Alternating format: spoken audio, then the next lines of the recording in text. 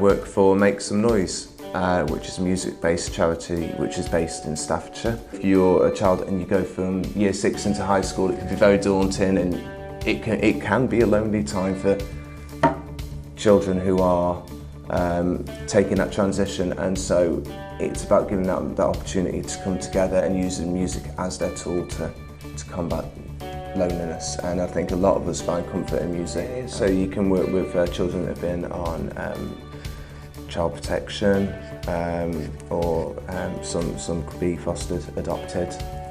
There are also things, I've done some sessions at Walton Hall Academy.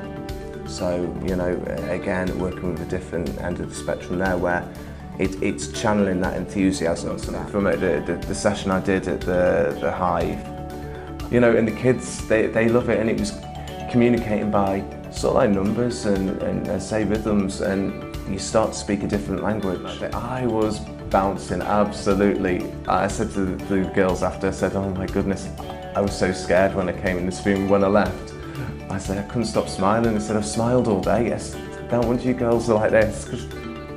It was really good. It makes you feel positive about yourself, and it makes you feel like you're making a difference to, say society, but it's around your local area. But I think if you've got communication, that's one of the biggest keys.